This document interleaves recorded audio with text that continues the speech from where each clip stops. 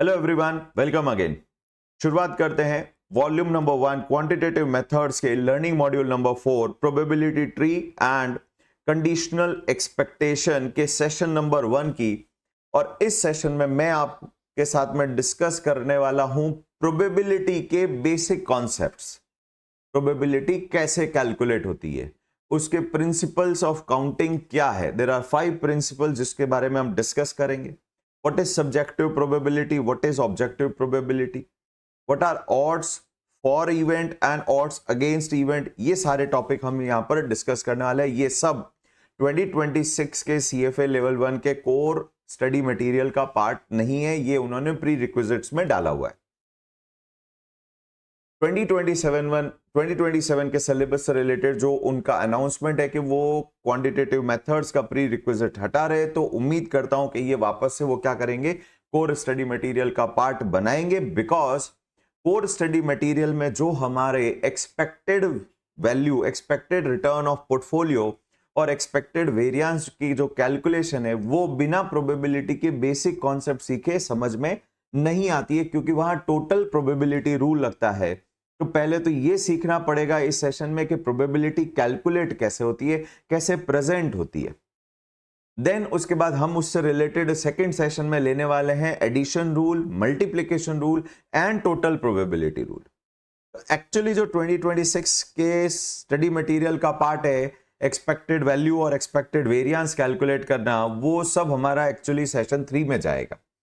तो 3 तक पहुंचे उससे पहले पूरा बेसिक्स हमें बहुत अच्छे से आएगा, तो बहुत इजीली वो वाला पार्ट भी समझ में आएगा, क्योंकि वहां जो सिंबल्स यूज होने वाले हैं, probability of event given that S1 has happened, वो सब समझ में ही तब आते हैं जब वो सिंबल्स पे आपका बहुत अच्छा ग्रिप हो, आपको समझ में आता है कि इसके पीछे किस तरीके का डिसीजन ट्री ओपन हो रहा है। इन्होंने लिखा ना प्रोबेबिलिटी ट्री। तो चलिए शुरुआत करते हैं इस बेसिक कॉन्सेप्ट के सेशन की। तो यहां पर अब सबसे पहले कुछ डेफिनेशंस डिस्कस करने वाला हूं। रैंडम वेरिएबल, आउटकम, इवेंट क्या होता है, प्रोबेबिलिटी कितने तरीके की होती है, कैसे कैलकुलेट होती है, what is objective probability, what is subjective probability, objective probability में what is empirical probability, what is a priori probability, ये सब हम डिस्कस करेंगे। उसके बाद हम डिस्कस करने वाले प्रिंसिपल्स ऑफ काउंटिंग। 5 प्रिंसिपल्स है। Number 1 multiplication rule for counting, number 2 labelling rule, number 3 assignment, second is assignment rule, third is labelling rule, fourth is combination formula and fifth is permutation formula. हाँ जी, combination and permutation वही mathematics वाला, वो भी सीखेंगे कि कब ये फॉर्मूले यूज करते हैं। एंड लास्ट में जो तीसरा टॉपिक लेने वाला हूं, that will be probability in terms of odds for event and odds against event, और उससे कैसे प्रोबेबिलिटी कैलकुलेट होती है वो हम सीखेंगे। इससे रिलेटेड कुछ इलस्ट्रेशंस भी बनाए, वो भी हम सॉल्व करेंगे लास्ट में। तो सबसे पहले थोड़ा सा फास्ट फॉरवर्ड। प्रोबेबिलिटी 2 तरीके की होती है। प्रोबेबिलिटी पहले तो होती क्या है, probability is actually favourable events of happening an event divided by total events. तो ये जो favourable events, number of events and total number of events, ये कैलकुलेट कैसे होता है, इसके लिए होते हैं प्रिंसिपल्स ऑफ काउंटिंग। अलग अलग सिचुएशन में अलग अलग प्रिंसिपल अप्लाई होता है। इनफैक्ट कई बार तो दोनों 2 प्रिंसिपल कंबाइंडली अप्लाई होते हैं। एग्जाम्पल के तौर पे when you are going to flip a coin 4 times, flip a coin 4 times, what is the probability, what is the probability that in all 4 cases you will get heads। यानी आपने एक coin को 4 बार flip किया और toss किया और उसमें चारों ही केस में हेड्स आएगा, उसकी क्या प्रोबेबिलिटी है, तो चारों ही केस में हेड्स आने का फेवरेबल इवेंट एक ही बनता है। फर्स्ट में भी हेड आ जाए, सेकंड में भी हेड आ जाए, थर्ड में भी हेड आ जाए, फोर्थ में भी हेड आ जाए। बट टोटल इवेंट्स कितने बनते हैं, total events are 2 multiplied by 2 multiplied by 2 multiplied by 2, that is 16 events. 2 4 8, हाँ 16 events. So the probability of getting one head, all 4 heads in 4 flip of a coin, that will be 1 by 16। तो ये actually इन्होंने क्या use किया है, इन्होंने use किया है मल्टीप्लीकेशन रूल ऑफ काउंटिंग। तो कब कौन सा रूल यूज करना है वो हम सीखेंगे। ये तो बहुत इजी था कि जी चारों फ्लिप में हेड्स ही आना चाहिए। अब मैं बोलूं कि जी 3 हेड्स आए, एक टेल आए, पोजीशन इररिलेवेंट है। पहले 3 हेड आ जाए, बाद में 3 हेड आ जाए, बीच में कहीं टेल आ जाए तो टेल्स आ जाए तो चलेगा। तो उस केस में कैसे प्रोबेबिलिटी कैलकुलेट होगी। तो ये सारी चीजें हम सीखेंगे। यही चीज हमारा प्रिंसिपल ऑफ काउंटिंग में इंक्लूड होगा। तो प्रिंसिपल ऑफ, पहले तो what are the types of probability, अगर हिस्टोरिकल डेटा के ऊपर बेस होता है that is your empirical probability, और अगर आप कोई मैथमेटिक्स का लॉजिक यूज करते हैं that is called as priori probability. तो ये दोनों ही जो प्रोबेबिलिटीज है, आपका एम्पेरिकल प्रोबेबिलिटी और प्रायरी प्रोबेबिलिटी, ये किसी भी इंडिविजुअल के लिए अलग नहीं हो सकती। हर इंडिविजुअल के लिए ये डेटा सेम होगा, लॉजिक सेम होगा। तो इसका मतलब किसी भी इंडिविजुअल का स्पेसिफिक एक्सपीरियंस, नॉलेज इस प्रोबेबिलिटी को अफेक्ट नहीं करता है। तो जब एग्जांपल के तौर पे जब आप एक डाइस को रोल करते हैं तो उसमें 4 आने की क्या probability, it is 1/6। For mister A it is 1/6, for mister B it is 1/6। यहां पर जहां मैथमेटिक्स के लॉजिक है या कोई पास हिस्टोरिकल डेटा डिस्ट्रीब्यूशन आपको गिवन है, उसके फ्रीक्वेंसी के बेस पे जब आप प्रोबेबिलिटी कैलकुलेट कर रहे हो तो उसका किसी इंडिविजुअल पर्सन के हिसाब से चेंज होने का कोई क्वेश्चन ही नहीं बनता है। That's why these are called as objective probabilities. What is subjective probability के जी आज बारिश आने के क्या चांस है। अब जैसे ही ये बोलते हो आज बारिश आने के क्या चांसेस है, और बिना किसी वेदर फोरकास्टिंग टूल्स टेक्निक्स को यूज किए, विंड वेलोसिटी वगैरह को एडजस्ट एनालाइज किए बिना, लो प्रेशर हाई प्रेशर को बिना एनालाइज किए, सिर्फ आप क्या करते हो, स्काई की तरफ देख के आप बोलते हो ठीक है मुझे लगता है 60% चांस है, तो सेकेंड पर्सन के लिए 60 होगा ऐसा जरूरी नहीं है। ही में से दैट नहीं नहीं नहीं आज तो कोई 0% चांस है, थर्ड में से नहीं नहीं आज तो 100% चांस है। So that is subjective probability, जो एक इंडिविजुअल से दूसरे इंडिविजुअल पे क्या हो जाएगी, चेंज हो जाएगी, दैट इज सब्जेक्टिव प्रोबेबिलिटी। तो हम यहां पर जो काम करने वाले हैं, जो मैथमेटिक्स हम सीखने वाले हैं फाइनेंशियल एनालिसिस के लिए, ऑफ कोर्स हम सब्जेक्टिव प्रोबेबिलिटी को बात नहीं कर सकते। हम यहां पर या तो एम्पेरिकल प्रोबेबिलिटीज को यूज करेंगे या फिर प्रायरी प्रोबेबिलिटीज को यूज करेंगे। जनरली दोनों, हिस्टोरिकल डेटा होगा तो एम्पेरिकल होगा और नहीं होगा तो फिर हम प्रायरी प्रोबेबिलिटीज को यूज करेंगे। नेक्स्ट, प्रिंसिपल ऑफ काउंटिंग क्या होता है जी। प्रिंसिपल ऑफ काउंटिंग में number 1 multiplication rule of counting. इसमें क्या होगा, ये प्रोबेबिलिटी का फॉर्मूला था favourable event upon total event. Favourable event upon total event दोनों पे लगते हैं ये रूल। आपको किस तरीके का कैलकुलेशन करना है, न्यूमरेटर का करना है तो न्यूमरेटर के हिसाब से रूल लगेंगे, डिनोमिनेटर का करना है तो डिनोमिनेटर के हिसाब से रूल लगेंगे। तो वो क्या रूल है न्यूमरेटर के लिए एप्लीकेबल, वो प्रैक्टिस से आएगा। पर रूल नंबर 1, अगर आप एक एक्टिविटी को, एक ट्रायल को N1 तरीके से कर सकते हो और जब उसी ट्रायल को आप सेकेंड टाइम रिपीट करते हो तो N2 तरीके से कर सकते हो, और N2 करते वक्त N1 इफेक्ट नहीं करता है।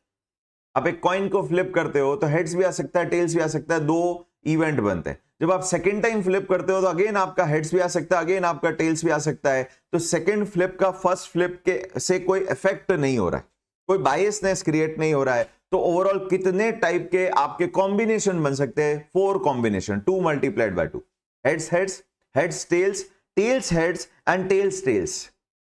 तो यहां पर ये रूल क्या बोलता है कि अगर आपको टोटल काउंट निकालना है तो N1 multiplied by N2 multiplied by N3, जितने भी आपके ट्रायल्स हैं उसमें जितने आउटकम हो सकते हैं उनको आपस में मल्टीप्लाई कर दीजिए। तो ये सिर्फ हमेशा 2 टू दी पावर नहीं होगा, 2 टू दी पावर नहीं होगा, इट कैन बी ये अलग भी हो सकता है। ऑलवेज हाफ होगा ऐसा जरूरी नहीं है, डिपेंड करता है कि फर्स्ट में कितने आउटकम आ सकते हैं, फर्स्ट में कितने आउटकम आ सकते हैं, सेकंड में कितने आउटकम आ सकते हैं। तो वो जितने आउटकम्स होंगे वो आपस में मल्टीप्लाई होंगे। Number 2, assignment. आपके पास में एक चार्टर्ड अकाउंटेंट को आर्टिकल्स, ट्रेनीज रखने का इंस्टीट्यूट बोलता है कि आप इतने ट्रेनीज रख सकते हो। Let's say as a chartered accountant मेरे पास में 5 ट्रेनीज हैं और मेरे पास में 5 इनकम टैक्स रिटर्न है जो मुझे फिल करवाने हैं अलग अलग क्लाइंट्स के। एट अ टाइम मुझे एक ट्रेनी को एक ही रिटर्न का वर्क देना है, अलॉट करना है।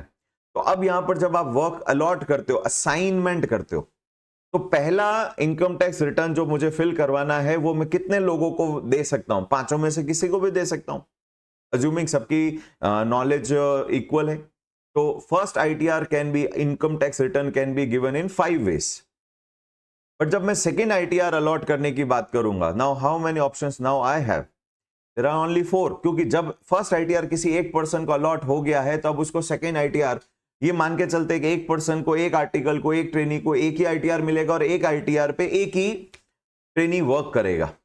तो जब सेकेंड हम आईटीआर का अलॉटमेंट शुरू करेंगे, असाइनमेंट शुरू करेंगे, तो अब मेरे पास में 4 ट्रेनी ही बचे, 5 है ही नहीं। तो फर्स्ट में मेरे पास में 5 ब्रांचेस है, बट अब एक बार एक आईटीआर अगर अलॉट हो गया तो अब सेकेंड आईटीआर अलॉट करने के 4 सिचुएशन, 4 मेरे पास ऑप्शन ही है।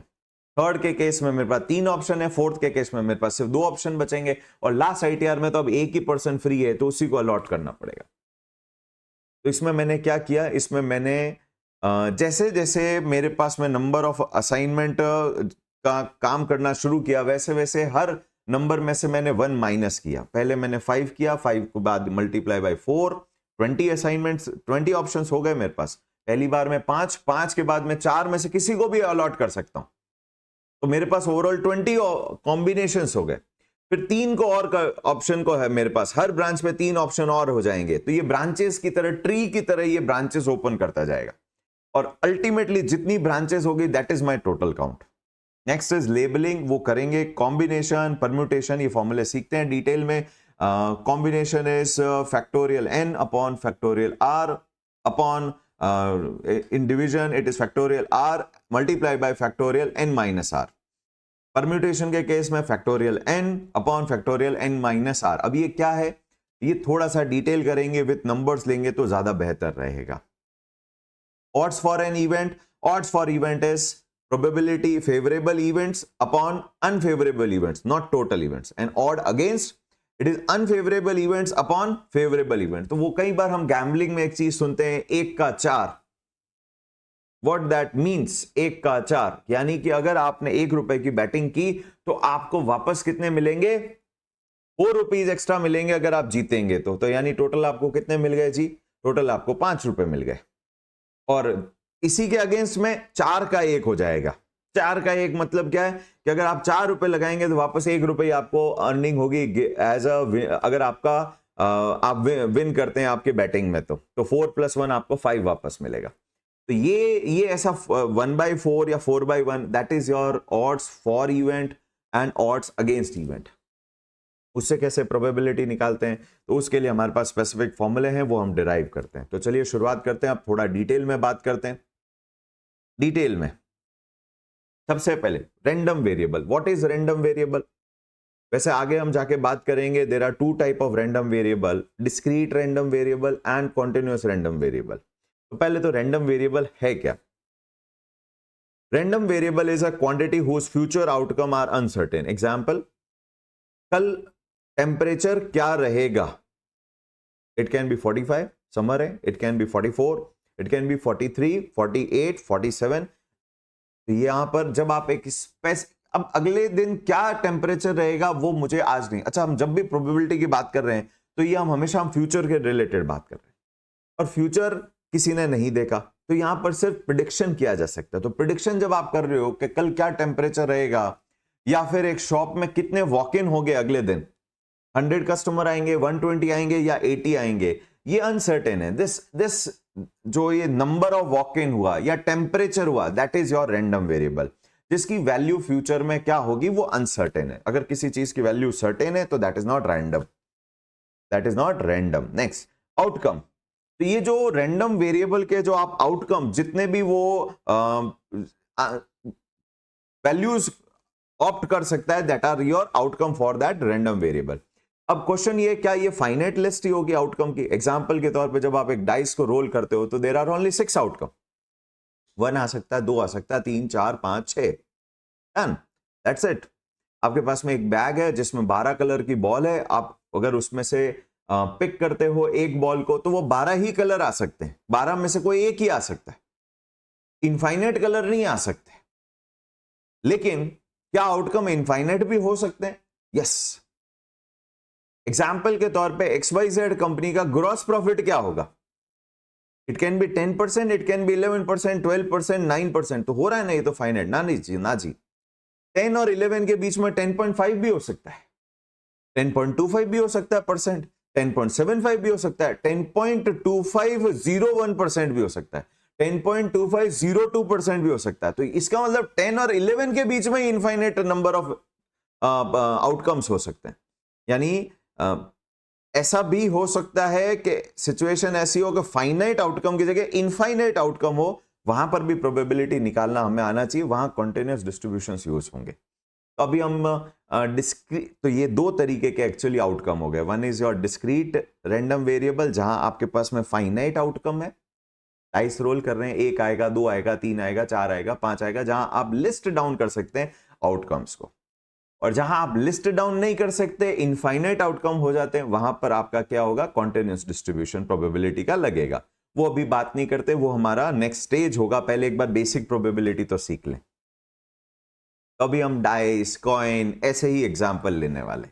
टेम्परेचर भी अगर आप बात करोगे ना, तो वो डिस्क्रीट डिस्ट्रीब्यूशन नहीं बनेगा प्रोबेबिलिटी का, क्योंकि टेम्परेचर कैन बी 40, 40.01, 40.02, 40.03, इनफाइनाइट हो सकते हैं नंबर्स। नंबर ऑफ पर्सन 0 से तो नीचे नहीं जाएगा, ऑब्वियस है, और डेसिमल्स में नहीं होगा, वो भी ऑब्वियस है। तो कुछ ऐसे सिचुएशन भी हो सकते हैं जहां पर आपके पास में फाइनाइट नंबर ऑफ पर्सन हो। बैक टू वापस टॉपिक। सो रैंडम वेरिएबल वो जिसकी फ्यूचर में वैल्यू अनसर्टेन है। आउटकम क्या, वो जो वैल्यूज अज्यूम कर सकता है रैंडम वेरिएबल, उसकी जो लिस्ट है, दीज आर द आउटकम। तो इवेंट क्या है, व्हाट इज इवेंट? अब event is a set of outcome, is a set of outcome जिसकी आप प्रोबेबिलिटी निकाल रहे हो। अब ये सेट ऑफ आउटकम एक स्पेसिफिक आउटकम भी हो सकता है, एक रेंज ऑफ आउटकम भी हो सकता है। तो जब मैं बोलता हूं एक स्पेसिफिक आउटकम भी हो सकता है और एक रेंज ऑफ आउटकम भी हो सकता है, तो अब यहां बात समझते हैं। Outcome, event is a set of outcome. तो अब ये सेट ऑफ आउटकम क्या होगा, set of outcome, this is your event. तो मेरा gross profit,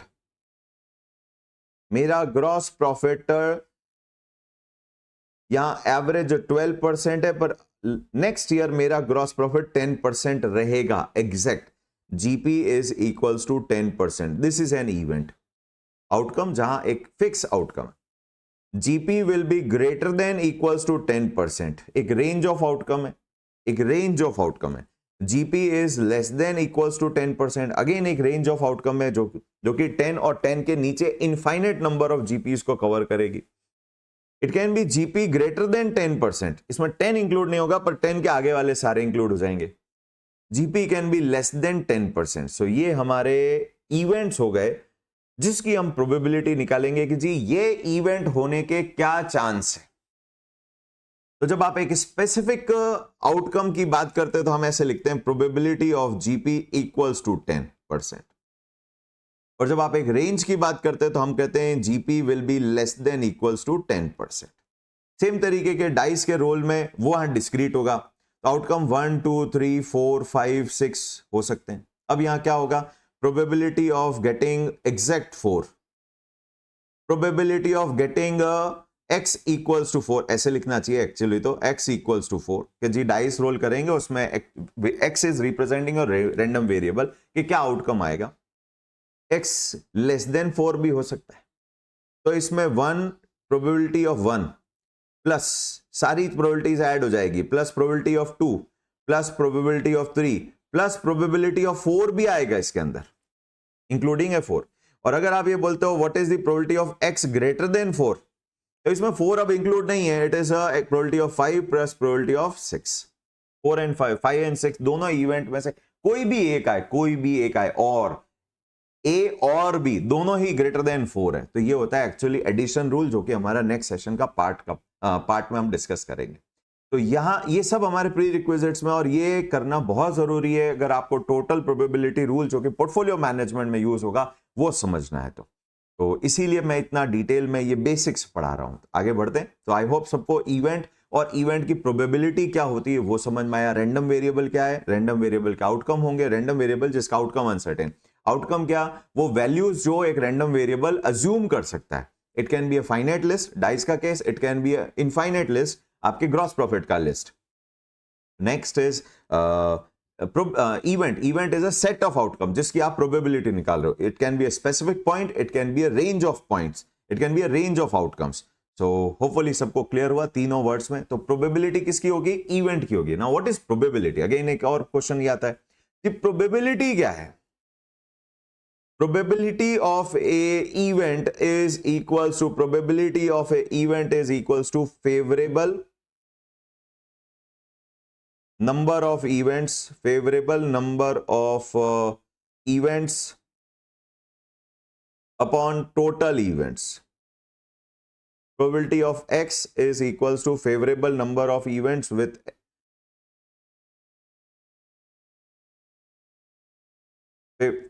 x upon total event. तो फेवरेबल का काउंट आपको यहां कितनी बार x आ सकता है डिवाइडेड बाय टोटल कितनी अलग अलग वैल्यूज अज्यूम हो सकती है x और including x and other than x. तो यहां पर ये प्रोबेबिलिटी का फॉर्मूला ये एक तरीके का चांस बताता है कि जी ओवरऑल में से कितनी बार आपको x आने के चांसेस बनते हैं.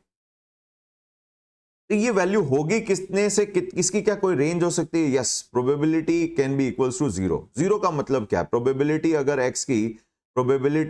x की जीरो है इसका मतलब है न्यूमरेटर जीरो है. Probability of x is equals to zero है इसका मतलब क्या है? किसी भी चीज की फ्रैक्शन की वैल्यू जीरो कब होगी? जब न्यूमरेटर में जीरो होगा. इसका मतलब there are no chances of happening x. Favourable number of event with x zero है. there are no chances of happening of x. और अगर मैं बोलूं probability of x is equals to 1 है इसका मतलब न्यूमरेटर और डिनोमिनेटर एग्जैक्ट बराबर है और डिनोमिनेटर में तो फिक्स है टोटल इवेंट्स. डिनोमिनेटर में तो टोटल इवेंट फिक्स है. इसका मतलब अगर 100 बार 100 इवेंट आने के चांसेस है 100 आउटकम आने के चांसेस है तो न्यूमरेटर में भी 100 आउटकम है तभी 100 बाय 100 होके 1 होगा. इसका मतलब सर्टेन है, ये अनसर्टेन है ही नहीं. ये सर्टेन है कि आपका x इवेंट ही अकर होगा. ये सर्टेन हो गया, 100% गारंटी हो गई, फिक्स हो गई कि आपका x इवेंट ही फ्यूचर में आने वाला है. वो अनसर्टेन है ही नहीं, फिर वो रैंडम नंबर ही नहीं. बट क्या प्रोबेबिलिटी नेगेटिव हो सकती है? नहीं. किसी भी इवेंट के हैपनिंग के चांस कभी नेगेटिव हो ही नहीं सकते. क्या प्रोबेबिलिटी 1 से ज्यादा हो सकती है? नहीं. क्यों? क्योंकि टोटल इवेंट से ज्यादा चांस कैसे होंगे? तो इसका मतलब probability will be always greater than equals to zero and less than equals to 1. Equals to 1 हो सकता है, इक्वल्स टू 0 हो सकता है या उसके बीच में होगा, यानी एक डेसिमल के पॉइंट के फॉर्म में होगा. तो ये हुआ हमारा प्रोबेबिलिटी की बात. अब प्रोबेबिलिटी होती कितनी तरीके से? अगर प्रोबेबिलिटी में किसी तरीके का बायसनेस, किसी इंडिविजुअल का जजमेंट इंक्लूड नहीं है तो that is called as objective probability. किसी इंडिविजुअल का जजमेंट इंक्लूड है, उसकी उसका एक्सपीरियंस के बेस पे अगर वो बात कर रहा है तो that is your subjective probability. And subjective probability will not be constant even for the same event, क्योंकि हर पर्सन के लिए, हर नेक्स्ट पर्सन के लिए उसकी सब्जेक्टिव प्रोबेबिलिटी क्या होगी? वो चेंज होती जाएगी. तो यहां पर वापस से व्हाट इज सब्जेक्टिव प्रोबेबिलिटी? नीचे लिखा है प्रोबेबिलिटी बेस्ड ऑन पर्सनल और subjective judgement without reference to any particular data. वो किसी डेटा या किसी मैथमेटिक्स को यूज नहीं कर रहा, वो अपने जजमेंट से बात कर रहा है कि बारिश आने के 60% चांस है, 20 है, 100% चांस है या बिल्कुल चांस नहीं है. That is your subjective probability. But अगर आप किसी मैथमेटिकल डेटा को यूज कर रहे हैं then it is called as objective probability और ये किसी भी इंडिविजुअल टू इंडिविजुअल चेंज नहीं होगी. अब ये ऑब्जेक्टिव प्रोबेबिलिटी कैलकुलेट कैसे होती है? ऑब्जेक्टिव प्रोबेबिलिटी दो तरीके से कैलकुलेट होती है. Number one empirical probability. Empirical probability basically historical data को रेफर करती है. हिस्टोरिकल डेटा को रेफर करने का मतलब क्या है? मैं लेट्स से एक कंपनी लेते हैं इंफोसिस, और इंफोसिस के मैं पिछले 10 साल के रिटर्न 2016 से लेके 2017, 18 से ऑनवर्ड्स 24 एंड 25 10 साल के मैं ईपीएस के डेटा ले लेता हूं, अर्निंग पर शेयर के डेटा ले लेता हूं. कभी इनका अर्निंग पर शेयर 10 रुपीज आया, कभी इनका अर्निंग पर शेयर 12 रुपीज आया, कभी 15 आया, 3 आया, 4 आया, 8 आया, 10 आया, 1 2 3 4 5 6 7. अच्छा, मेरे को पूरा ही लिख देना चाहिए था, बेटर रहता. तो 19 कर देते हैं. 19, 20, 21, 22, 23, 24 एंड 25. 16 से 25 10 साल हो गए. Again this is now let's say 12. This 12 क्यों ले रहे हैं भाई, 16 ले लेते हैं एंड 18 एंड -2%. ये आया क्या 2025 में आ गए नेगेटिव. वैसे तो पॉजिटिव ही था ईपीएस में, बट स्टिल ठीक है, हमने रैंडम कुछ अज्यूम्ड वैल्यूज लिए. नाउ ये डिस्क्रीट रैंडम वेरिएबल है, फाइनाइट लिस्ट है, बिल्कुल फाइनाइट लिस्ट है। अभी मैं इनफाइनाइट की बात ही नहीं कर रहा, मैं कॉन्टिन्यूअस सीरीज की बात ही नहीं कर रहा। जब इस तरीके का आपके पास में हिस्टोरिकल डेटा है और इससे मैं अब आपको बोलूं what is the probability of getting return equals to 10%, equals to 10%, probability of return equals to 10%, तो फेवरेबल इवेंट कितने जी, 10 कितनी बार आया कि जी एक बार आया, दो बार आया, तो 2 टाइम्स फेवरेबल इवेंट है। It's relative frequency, actually empirical probability क्या कर रहा है, 10 दो बार आया ओवर अ टोटल 10 टाइम्स, तो what is the probability, it is 0.20। तो ये फ्रीक्वेंसी डिस्ट्रीब्यूशन को क्या कर रहा है, प्रोबेबिलिटी डिस्ट्रीब्यूशन में कन्वर्ट कर रहा है। ये एक्चुअली क्या कर रहा है, 10 के आने की फ्रीक्वेंसी कितनी है आउट ऑफ 10, 10% रिटर्न आने की फ्रीक्वेंसी कितनी है out of 10 years, it is 2 times.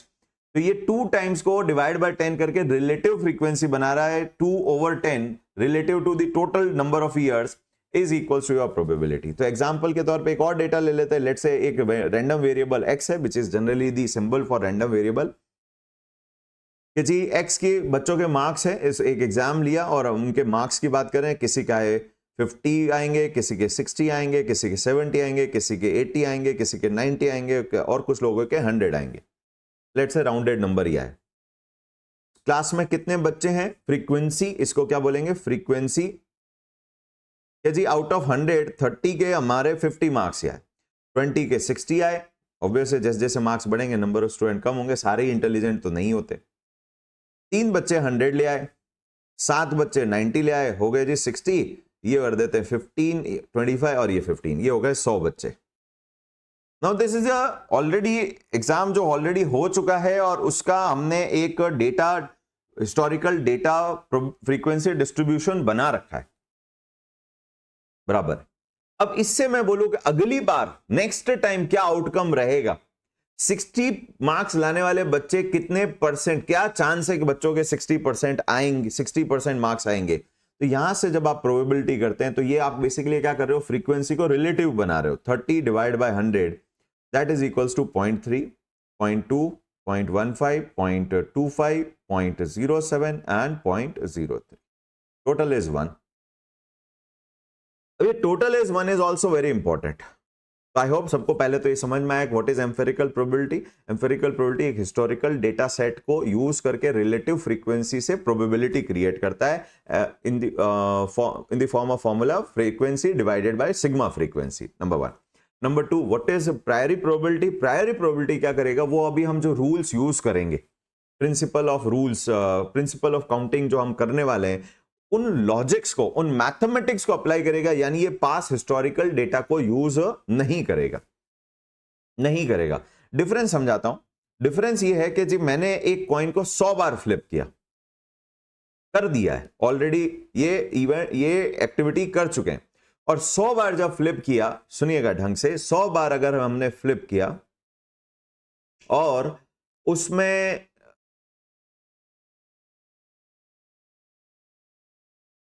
60 time heads आया, जरूरी नहीं ना 50-50 आए, 60 टाइम्स हेड्स आया, तो अब नेक्स्ट ट्रायल में हेड्स आने की क्या प्रोबेबिलिटी होगी, we will say the empirical probability is, empirical probability of heads is equals to, what will be the probability, it will be 60 divided by 100 is equals to 0.60। तो जब इस तरीके से हिस्टोरिकल डेटा सेट को use करके आपने एक प्रोबेबिलिटी निकाली है, that is called as empirical probability. But अगर प्रायोरी प्रोबेबिलिटी की बात करूं तो नेक्स्ट आउटकम में हेड्स आएगा, उसकी क्या प्रोबेबिलिटी है, नेक्स्ट आउटकम में अगर अनबायस्ड कॉइन है, आपका कॉइन में कोई शेप में कोई प्रॉब्लम नहीं है, तो the probability of heads will be equals to, probability of heads will be equals to 1/2। There are 2 outcomes out of which one will be head, so the probability is 0.50. so this is your priori probability and this is your empirical probability. Subjective probability, मुझे ऐसा लगता है कि जब भी मैं coin toss होता है ना, मैं हमेशा हेड से बोलता था। मान लो मैं क्रिकेट टीम का कैप्टन हूं और मुझे टॉस के लिए बुलाया गया, तो जनरली मेरा, जब मैं स्टूडेंट और क्रिकेट खेलते थे, तो I used to call for a heads. क्यों, मुझे ऐसा लगता है हेड्स के मेरे हिसाब से तो ज्यादा ही चांस है, 100 में से 80% चांस तो हेड्स ही है। तो जैसे ही मैंने कहा मुझे ऐसा लगता है, that is your subjective probability. I hope तीनों तरीके की प्रोबेबिलिटी के बारे में समझ में आया। मैंने एक एग्जाम्पल भी दिया है I think, exact 2 coins with heads out of 5 coins. यहां पर इन्होंने क्या किया है, 5 कॉइन को एक साथ टॉस किया, 5 कॉइन को एक साथ टॉस किया है, और ये टॉस एक साथ फ्लिप किया है, और ये 100 बार टेस्ट कर लिया, 100 बार ये सेम एक्टिविटी 5 कॉइन को फ्लिप करने की है। तो हर बार ये चेक करेंगे कि कितने हेड्स आए कितने टेल्स आए। तो ये जो 100 टेस्ट के बेस पे एग्जैक्ट 2 हेड्स जितनी बार आए उससे जो प्रोबेबिलिटी निकलेगी that is empirical probability. But प्रायोरी probability करनी तो अब थोड़ी मैथ्स लगेगी, जिसमें मैं फॉर्मूला देख पा रहा हूं कॉम्बिनेशन का है 5C2/2 × 2 × 2 × 2। एक्चुअली यहां 2 रूल्स यूज हुए, एक ऊपर न्यूमरेटर के लिए यूज हुआ कॉम्बिनेशन का, डिनोमिनेटर के लिए यूज हुआ है मल्टीप्लिकेशन का। तो ये क्या रूल है ये हम आगे देख ही रहे हैं प्रिंसिपल ऑफ काउंटिंग में। और सब्जेक्टिव तो जो जजमेंट है कि जी हेड्स आने के चांस हमें तो ज्यादा ही लगते हैं हमेशा, तो हम तो हमेशा जब भी टॉस होता है हेड्स ही बोलते हैं। बट एक और इसमें बहुत इंपॉर्टेंट चीज लिखी है, the sum of probabilities of all events, exhaustive list of events, independent and exhaustive list of event, mutually exclusive लिखा है, not independent, mutually exclusive and exhaustive events will be always equals to 1। अब ये क्या है, जैसे ही मैं बोलता हूं एग्जॉस्टिव नंबर लिस्ट होनी चाहिए, एग्जॉस्टिव इवेंट्स का मतलब है कि इसमें सारे इवेंट्स जो भी हो सकते हैं सब कवर हो गए। तो जब हमने एक डाइस की प्रोबेबिलिटी निकाली कि जी आउटकम 1 2 3 4 5 6 होता है, 7वां हो ही नहीं सकता कोई और आउटकम, डेसिमल में हो ही नहीं सकता है। तो यहां पर अगर इनकी प्रोबेबिलिटी करेंगे तो इट इज 1/6 1/6 1/6 1/6 1/6 एंड 1/6। तो total will be always equals to 1। एक तो ये म्यूचुअली एक्सक्लूसिव है, जब 1 आएगा तो बाकी के, म्यूचुअली एक्सक्लूसिव का मतलब क्या होता है, selection of 1 is rejection of all other. तो अगर आपके डाइस रोल करने में 1 आ गया तो उसमें फिर 2 3 4 5 6 साथ में नहीं आएगा। देयर इज नो कि भाई ऐसा नहीं हो सकता है कि 2 आउटकम एक साथ एक ही ट्रायल में आ जाए, वो नहीं होना चाहिए। क्या ऐसा हो सकता है? हाँ जी ऐसे हो सकते हैं, जहां कॉमन एरिया शेयर करते हो, बिल्कुल हो सकता है। हम उसके बारे में भी बात करेंगे, एंड और रूल के, एंड ऑब्लिक और रूल्स यानी कि एडिशन एंड मल्टीप्लिकेशन रूल जो नेक्स्ट सेशन में करने वाले हैं, उसमें अगर कॉमन एरिया आ जाए तब क्या होगा। एग्जाम्पल के तौर पे चलिए ले ही लेते हैं, बात हुई तो एक बैग है,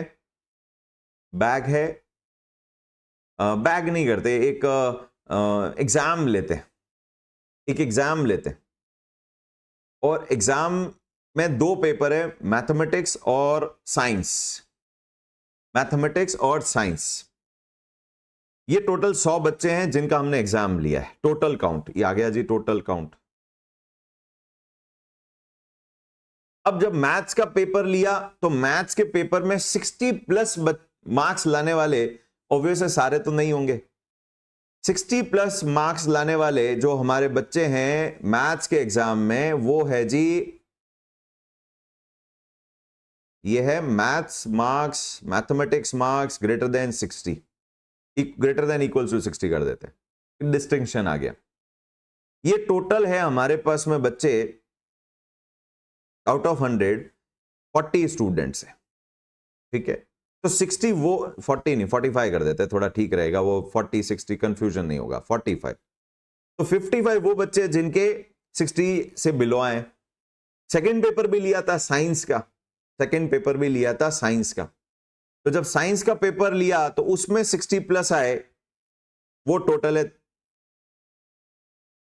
60+ मार्क्स आए, 60 एंड 60+ 35 बच्चे हैं। तो क्या जरूरी है, क्या जरूरी है जिसके मैथ्स में 60+ आए उसके साइंस में नहीं आएंगे? आ सकते हैं। तो there can be a common area. कुछ ऐसे बच्चे होंगे जिसके दोनों में 60+ आए होंगे, दोनों में 60+ आए होंगे। तो यहां पर जब आप probability of maths marks greater than 60 greater than equals to 60 calculate करते हो, it is 45/100, 45/100। Probability of science marks greater than equals to 60 करते हो, इट इज 35/100। ये आती है 0.45, ये आती है 0.35। इनफैक्ट मुझे इसको 75 बच्चे कर देना चाहिए, तो ताकि आपको वो 1 वाला रूल समझ में आएगा। 75 बच्चे, तो ये हो जाएगा अब आपका 75।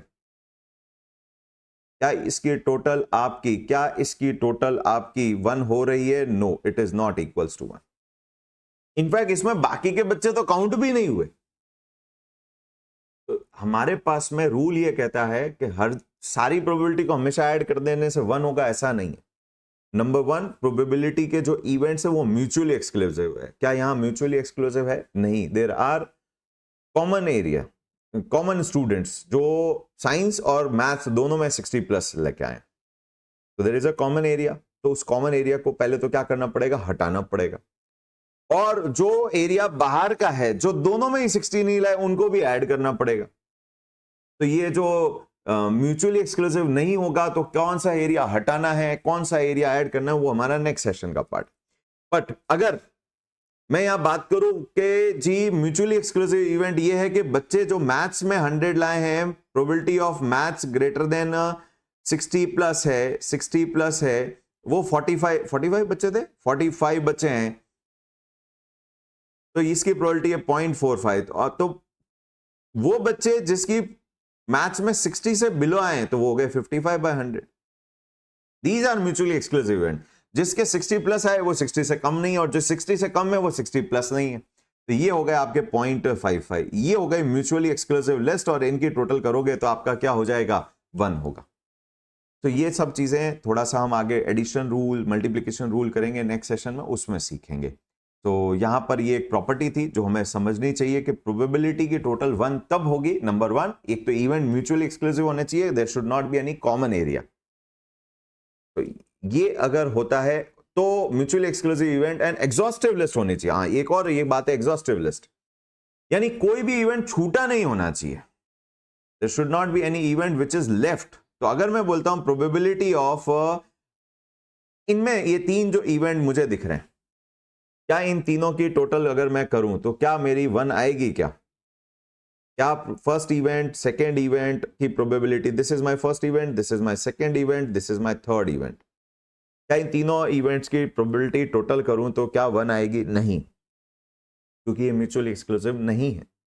जैसे ही आप फर्स्ट इवेंट लिखते हो P equals to P probability of X equals to 4, और सेकेंड लिखते हो probability of X less than equals to 4, ये तो सेम इवेंट हो गया, इक्वल्स टू 4 दोनों में काउंट हो गया, तो ये म्यूचुअली एक्सक्लूसिव नहीं है।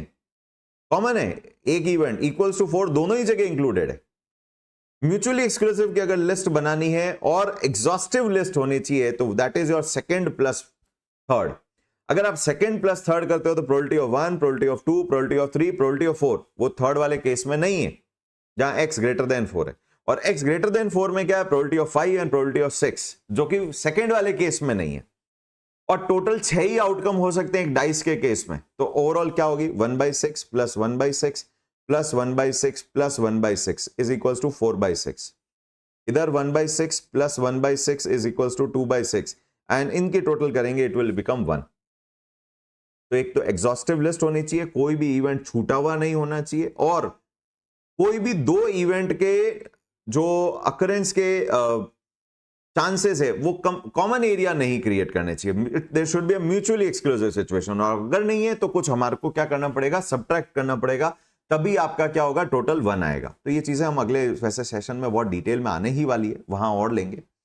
बैक टू दिस, अब वापस से ये प्रिंसिपल ऑफ काउंटिंग, क्योंकि favourable number of event upon total number of event निकालने आए, तो ये टोटल आएगा कैसे? फेवरेबल कितनी बार आएगा कैसे? ये कैसे पता चलेगा? तो इसके लिए हमारे पास बहुत सारे रूल्स हैं।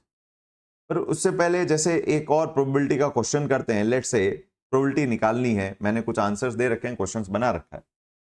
List of outcome of 4 flips of a coin, एक कॉइन को 4 बार फ्लिप कर रहे हैं, टॉस कर रहे हैं। तो एक ही कॉइन को 4 बार जब टॉस कर रहे हो तो पहले तो टोटल इवेंट्स कितने बनते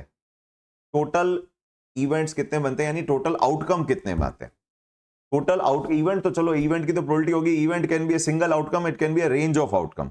टोटल आउटकम कितने आते हैं जब आप एक कॉइन को 4 बार फ्लिप करते हो? बहुत सारे अलग अलग तरीके के आउटकम आ सकते हैं। एग्जाम्पल के तौर पे क्या आउटकम आ सकता है?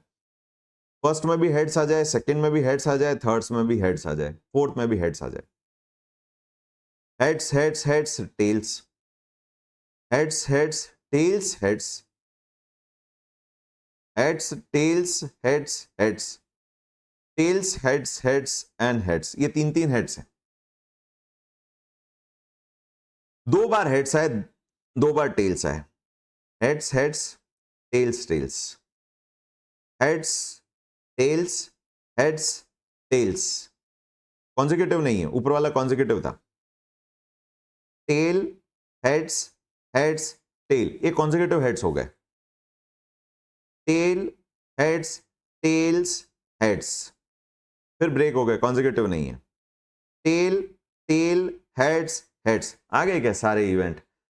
2 बार एच यहां आ गया, 2 बार आई थिंक एक कोई मिस कर गए अपन, कौन सा वाला मिस कर गए? एक एच हमने आगे खिसका दिया, एक और एच हमने आगे ले लिया। यहां पर एक इवेंट रह गया, इसको खिसकाते हैं, पहले एक और इवेंट बनाते हैं। क्या इवेंट बना? Heads, tails, tails, heads.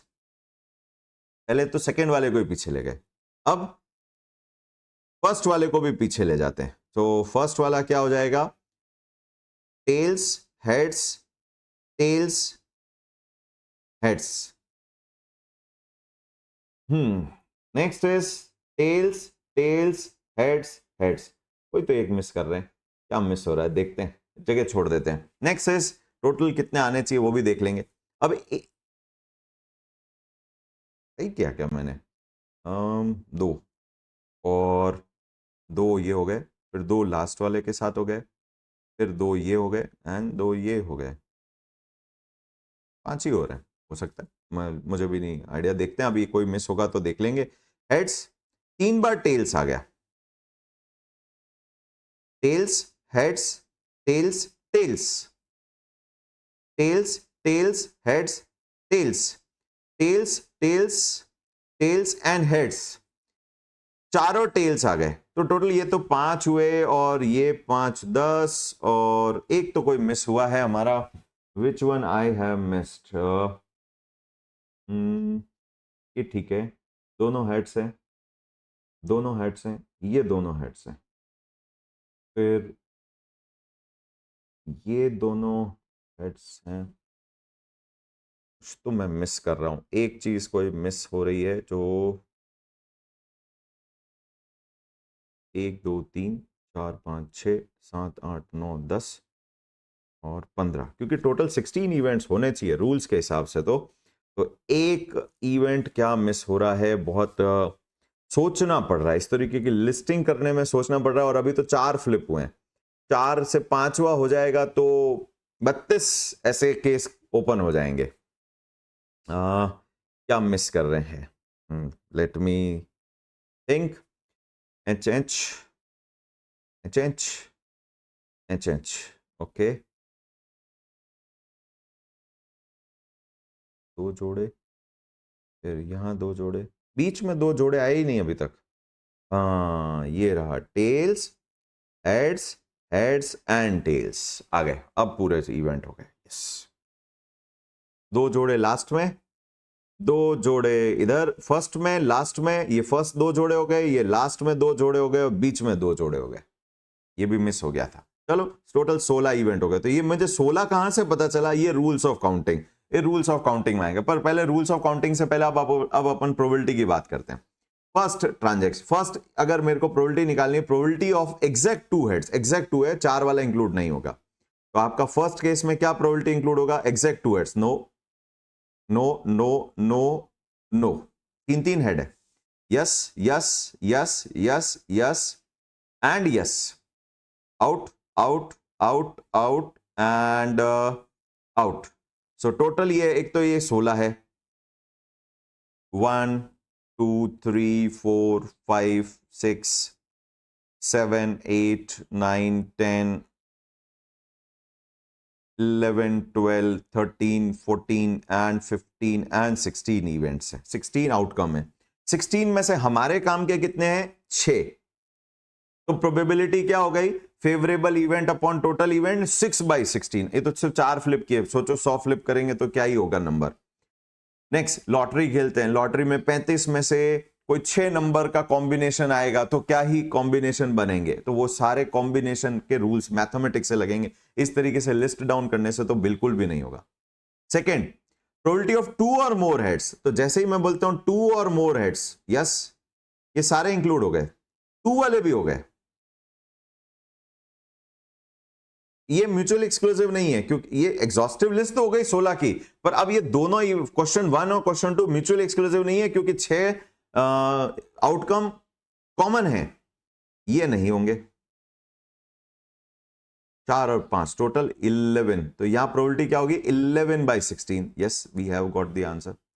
Probability of less than 2 heads, less than 2 heads, ये इंटरेस्टिंग है, ये थर्ड, ये नहीं है।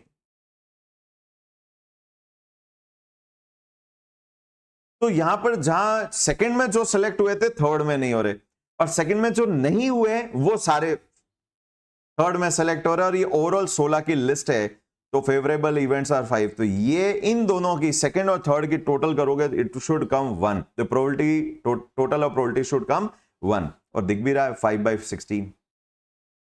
प्रोबेबिलिटी ऑफ कॉन्सिक्यूटिव 2 हेड्स, ये टेढ़ी है, ये टेढ़ी बात है, ये इसमें सोचना पड़ता है, इसमें आपको कॉम्बिनेशन एक्चुअली देखने पड़ते हैं।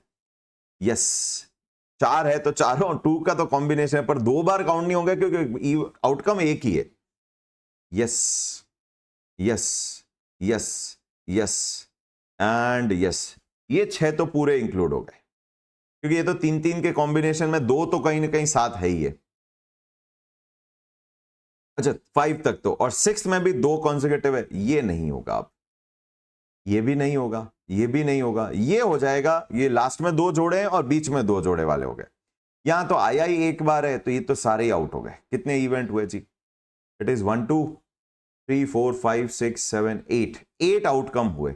ये थोड़ा सा रूल से कहीं नहीं होता है, रूल्स के अलावा आपको कई बार इस तरीके से डायग्राम या कुछ इस तरीके से लिस्टिंग भी करनी पड़ती है, तो ठीक रहता है, वो वाली बात हो गई। तो आई होप सबको प्रोबेबिलिटी कैलकुलेट करना आया।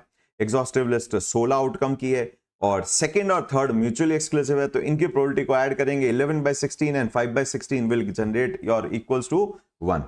तो ये इस तरीके से लिस्ट बनाना हर जगह पॉसिबल नहीं होता है, तो हमें कुछ रूल्स चाहिए जिससे मैथमेटिक्स से डायरेक्ट हमारे फेवरेबल काउंट 11 या 5 या टोटल काउंट 16 डायरेक्ट जनरेट हो। That is your principal of counting जो यूज होता है, जहां पर ये यूज होता है। तो चलिए देखते हैं प्रिंसिपल ऑफ काउंटिंग क्या है। बहुत इंटरेस्टिंग है, 5 रूल है, 5 प्रिंसिपल है, सारी प्रोबेबिलिटी इन 5 के बेस पे चलती है, सारी प्रोबेबिलिटी। सबसे पहला यूज होता है multiplication rule of counting. Multiplication rule of counting यानी आप एक एक्टिविटी को बार बार कर रहे हैं पहले तो जब आप एक एक्टिविटी को बार बार कर रहे हैं और जब आप फर्स्ट टाइम करते हो तो उसको N1 तरीके से कर सकते हो, इसीलिए इस चैप्टर का नाम है प्रोबेबिलिटी ट्री। तो ये ब्रांचेस ओपन होगी, तो मान लीजिए फर्स्ट एक्टिविटी को आप 2 तरीके से कर सकते हो, तो 2 आउटकम हो गए, या तो फर्स्ट होगा या सेकंड होगा। फिर जब आप उसको रिपीट करते हो सेकंड टाइम, तो वापस से 2 तरीके से कर सकते हो, कॉइन को फ्लिप कर रहे हैं, तो पिछला जो आउटकम है वो आपको अगर इफेक्ट नहीं कर रहा है पिछला आउटकम आपको इफेक्ट नहीं कर रहा है, तो फिर आपका अब आगे कितनी वापस ब्रांचेस होगी? पहले हेड आया, फिर वापस हेड आ सकता है या टेल्स आ सकता है। यहां तो मैंने 3 ब्रांचेस ले लिए, पहले आपका हेड आया या फिर टेल्स आएगा, ये ब्रांचेस, इससे वापस 2 ब्रांचेस, जब आप वापस उस एक्टिविटी को करोगे इससे भी 2 branches, heads tails heads tails. तो ओवरऑल इन 2 ट्रायल के ओवरऑल टोटल कितने आउटकम जनरेट हुए? HH HT TH and TT। Effective आपने क्या किया? 4 कैसे आए जी? 2 into 2 कर दिए। यही अगर मैं बोलूं कि जी मेरे फर्स्ट ट्रायल में तो 2 आउटकम पॉसिबल है, पर जब मैं सेकेंड ट्रायल करता हूं तो 3 आउटकम पॉसिबल है, अब ये कैसे हो सकता है? ये सिचुएशन बदलनी पड़ेगी। अब मैं कॉइन का एग्जांपल नहीं लेता, अब मैं बोलता हूं कि जी मुझे तो क्या करना है, एक कॉइन को फ्लिप करना है और एक बैग में से 3 कलर की बॉल है, उसमें से एक बॉल बाहर निकालनी है। तो बताइए टोटल कितने मेरे कॉम्बिनेशन, कितने मेरे तरीके के आउटकम आ सकते हैं? एग्जांपल ढंग से सुनिएगा वापस से। मेरे पास में एक कॉइन है जिसे मुझे फ्लिप करना है। एक तो हो गया कॉइन, डुप्लीकेट,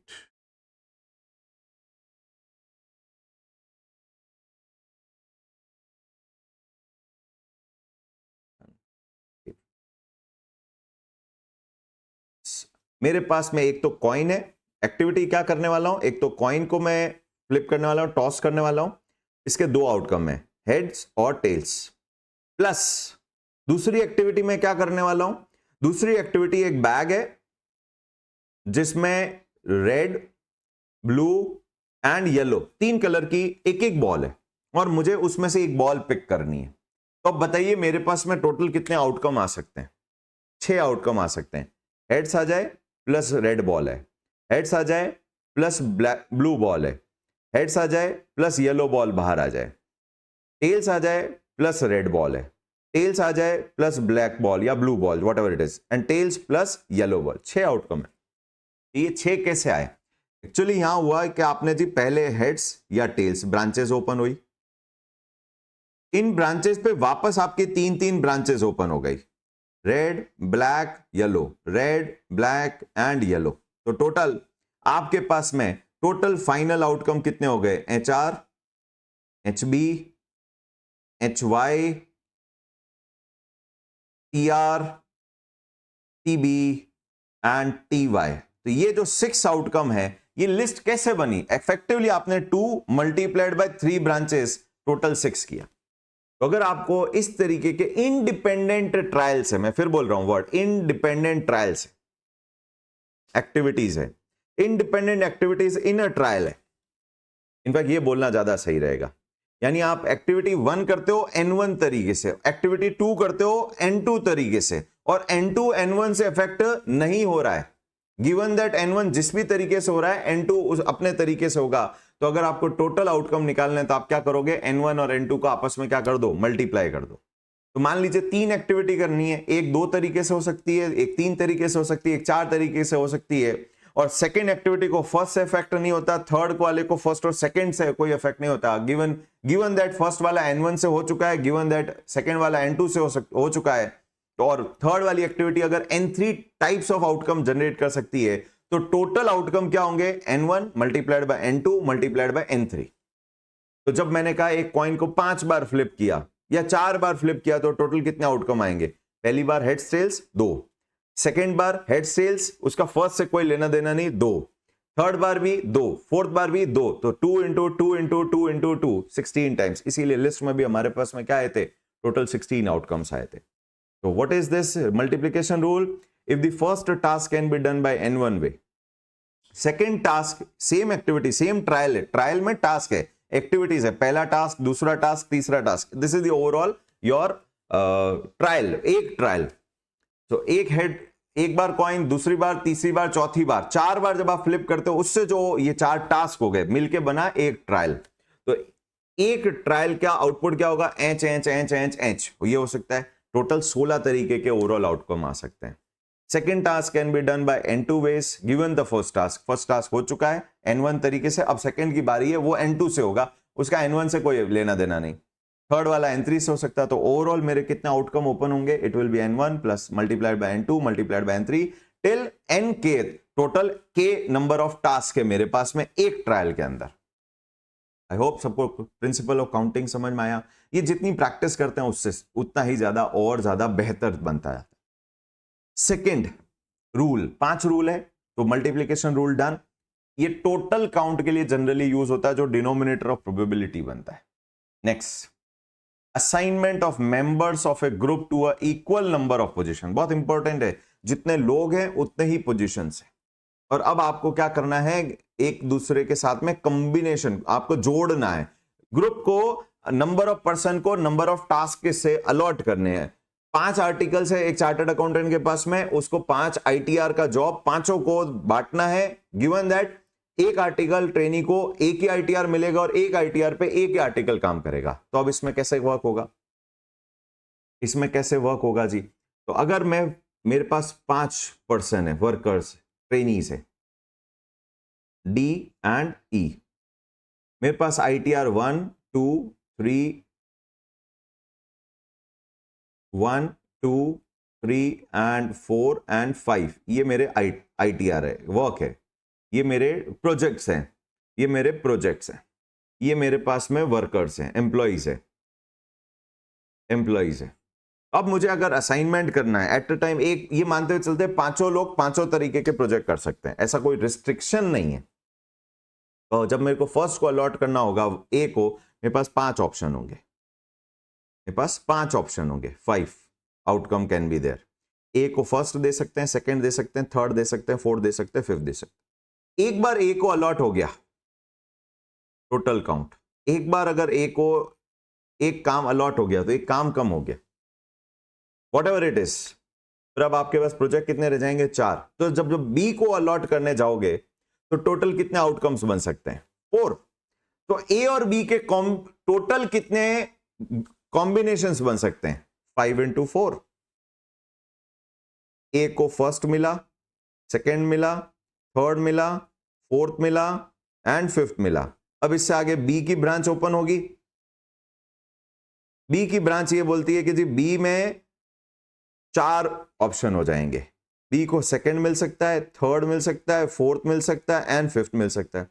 जब सेकंड वाले के आगे बी की 4 ब्रांचेस ओपन करोगे, ए को सेकंड दे चुके हो तो यहां 1, फिर सीधा 3, सेकंड तो अलॉट हो चुका है, फोर्थ एंड फिफ्थ, यानी टोटल कितनी ब्रांचेस ओपन हो गई ट्री में? 20। अब सी की बारी आई तो ऑलरेडी 2 प्रोजेक्ट अलॉट हो गए, तो सी के लिए तो 3 ही ऑप्शन बचे, इंटू 3 और आगे ब्रांचेस खुल जाएगी हर ब्रांच पे। डी के लिए अब 2 ही ऑप्शन बचे, 3 तो अलॉट हो गए प्रोजेक्ट, इंटू 2 एंड लास्ट में 1। This is actually formula for factorial 5, जिसको कैसे लिखते हैं? एक बॉक्स का हाफ पार्ट बनाते हैं या फिर 5 के आगे एक्सक्लेमेशन मार्क बनाते हैं। This shows the factorial function of mathematics, जिसमें क्या होता है? फैक्टोरियल फंक्शन क्या होता है? अगर आप n का फैक्टोरियल करते हो, it is n multiplied by n minus 1 multiplied by n minus 2 multiplied bye till 3,2,1 तक ये चला जाता है, एंड तक ये 1 पे पहुंचता है। तो ये मैथ्स का एक फंक्शन है, लिखने का तरीका है, जहां एक n 5 से लास्ट में 1 तक के सारे नंबर्स क्या हुए हैं? मल्टीप्लाई हुए। डन। तो असाइनमेंट कितने तरीके से होगा? 20, 360, 120 times. There are 120 ways to assign 5 projects to 5 workers. Given that one worker will be allowed one project and on one project there will be only one worker. इस condition के साथ में तो रूल क्या हो गया? जब भी आपको कोई वर्क असाइन करना है तो आप क्या फॉर्मूला यूज करेंगे? You will use the formula of factorial. जितने वर्क को असाइन करना है उसका फैक्टोरियल कर दीजिए। These are the total outcomes. Total outcome बोल रहा हूं, सिटिंग अरेंजमेंट भी बोल सकते हैं इसको। वैसे मेरे पास में 5 स्टूडेंट है, मेरे पास 5 सीट्स है। एक स्टूडेंट को एक सीट पे ही बैठाना, ऑफ कोर्स 2 पे बैठेगा नहीं, और 2 स्टूडेंट एक सीट पे बैठेंगे नहीं। तो मैं कितने तरीके से स्टूडेंट का अरेंजमेंट कर सकता हूं? 120 टाइम्स। तो जहां पर भी ये अरेंजमेंट की बात होगी, गिवन दैट पहले को अगर आपको 5 ऑप्शन है तो दूसरे के पास अब 4 ही ऑप्शन बचेंगे, ऑप्शंस कम होते जाएंगे। तो उस केस में आपके पास में क्या होगा? ये आप यूज करेंगे असाइनमेंट का फॉर्मूला, असाइनमेंट का रूल, या ये कहें अरेंजमेंट का रूल। होपफुली सबको क्लियर हुआ। थर्ड, लेबलिंग रूल करूं उससे पहले कॉम्बिनेशन का रूल करते हैं। Combination formula and permutation formula. तो मैथ्स का एक फॉर्मूला है जी, combination, combination and permutation. Combination का फॉर्मूला, पहले तो कॉम्बिनेशन का फॉर्मूला लिखते हैं कैसे? सिंबल क्या है? कॉम्बिनेशन आएगा बाइनोमियल, प्रोबेबिलिटी डिस्ट्रीब्यूशन और डेरिवेटिव्स में, ऑप्शन के वैल्यूएशन में ये फॉर्मूला काम आएगा। कॉम्बिनेशन को लिखा जाता है NCR। n थोड़ा सा ऊपर लेफ्ट साइड में, r थोड़ा सा नीचे राइट साइड में। It is factorial n, factorial r, factorial n minus r।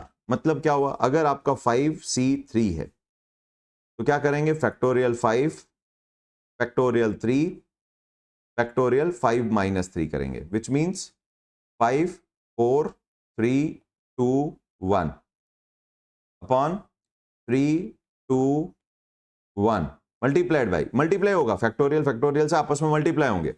5 minus 3 is 2, तो फैक्टोरियल 2 क्या होगा? 2 मल्टीप्लाइड बाई 1। ये फैक्टोरियल 3 है, ये फैक्टोरियल 2 है। 5 minus 3 is factorial 2।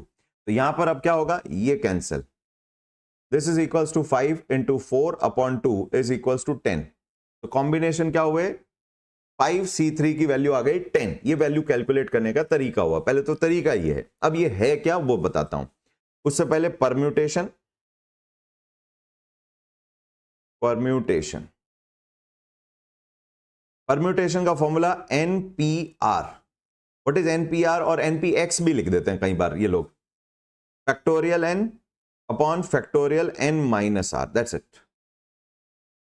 This is equals two factorial 5, let's say 5P3 करना है, factorial 5 upon factorial 5 minus 3, which is factorial 5 minus 3 factorial 2, 5 4 3 2 1 upon 2 into 1 cancel, this is 20 60 is the total permutations 5P3। तो लिखने के तरीके और calculation सिखाया पहले तो। अब ये रूल ऑफ काउंटिंग में कैसे आएगा, प्रिंसिपल ऑफ काउंटिंग में कैसे आया? एग्जांपल, मुझे, मेरे पास में 5 स्टूडेंट्स है, 5 स्टूडेंट्स। मैंने फॉर्म दिया है क्या कोई एग्जांपल? देखें देखें देखें देखें, yes. Select 2 students out of 5 students. हाँ जी, आगे। Select 2 students out of 5 student. आपको 2-2 के जोड़े बनाने, ग्रुपिंग करनी है। इसमें 2 सिचुएशन है। ग्रुपिंग में ऑर्डर ऑफ ग्रुपिंग का कोई प्रॉब्लम नहीं है। पहले तो ये 5 स्टूडेंट के नाम दे देते हैं। पहले तो ये 5 स्टूडेंट के नाम क्या है? ए है, बी है, सी है, डी है और ये ई है। ये नेम हो गए आपके स्टूडेंट के। अब 2-2 की ग्रुप बनानी है, तो ग्रुप में मान लेते हैं order of group is not important, यानी ए और बी और ए एक ही ग्रुप मान रहे। और जहां मैं बोल दूं order of selection is important, A और बी एक ग्रुप है, बी और ए एक अलग ग्रुप है। कॉम्बिनेशन ये थोड़ा सा चेंज हो गया, जहां ऑर्डर इंपॉर्टेंट है या जहां ऑर्डर इंपॉर्टेंट नहीं है। तो पहली बात है, जहां ऑर्डर इंपॉर्टेंट नहीं है तो पहले कितने कॉम्बिनेशन बन सकते हैं? 2-2 के जोड़े बनाने। ए के साथ बी हो सकता है, और जहां ऑर्डर इंपॉर्टेंट नहीं है तो बी और ए एक ही बात है। A B and B A is one and the same. A C हो सकता है, ए डी हो सकता है, ए ई हो सकता है, फिर बी के साथ सी हो सकता है। ए तो ऑलरेडी आ चुका है, ऑर्डर अगर इंपॉर्टेंट नहीं है तो। बी के साथ डी हो सकता है, बी के साथ ई हो सकता है, सी के साथ डी हो सकता है, सी के साथ ई हो सकता है, एंड डी के साथ ई हो सकता है। टोटल कितने हो गए जी? ये टोटल हो गए जी आपके 6 और 4 10। और जो ये ऑर्डर इंपॉर्टेंट हो जाता तो इसमें एक और जुड़ जाता, B and A, C and A, ये एक एक और जुड़ जाता, तो टोटल 10 और हो जाते, टोटल हो जाते 20। तो ये जो ग्रुपिंग की बात है, ये हमारा प्रिंसिपल ऑफ काउंटिंग में कॉम्बिनेशन ऑफ परम्यूटेशन करके देता है। तो जब फर्स्ट केस था order is not important, order is not important.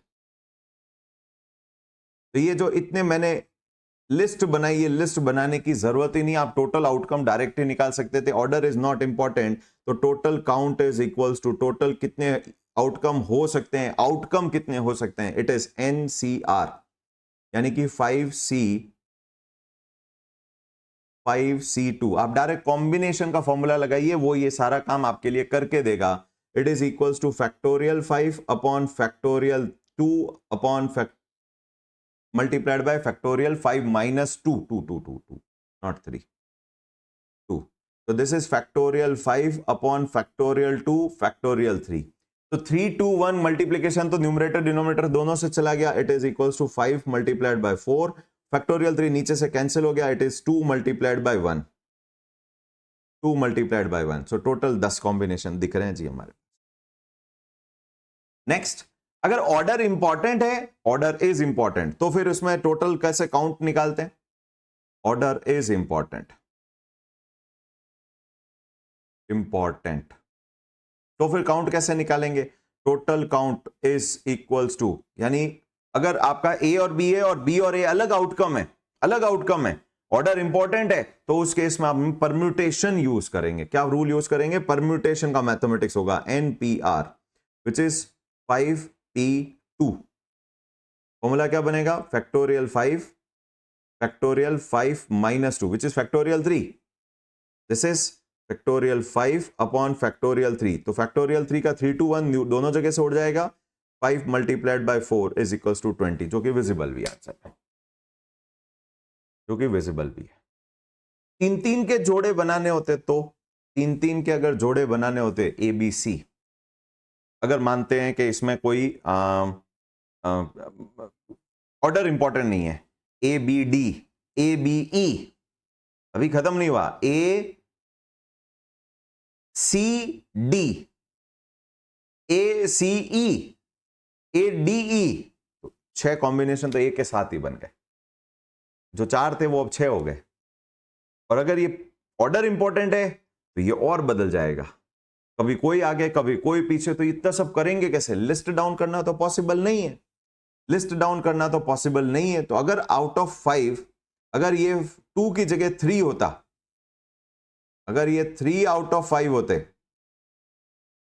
5 होता तो, और first case order is not important, 5C3, 5C3 बोलते भी ऐसे ही है, तो क्या होगा? Factorial 5, factorial 3 and factorial 2। तो फैक्टोरियल 3 कैंसिल हो जाएगा, 5 into 4 and 2 into 1, again 10 combination ही बनेंगे, 10 कॉम्बिनेशन ही बनेंगे, ज्यादा बनेंगे भी नहीं।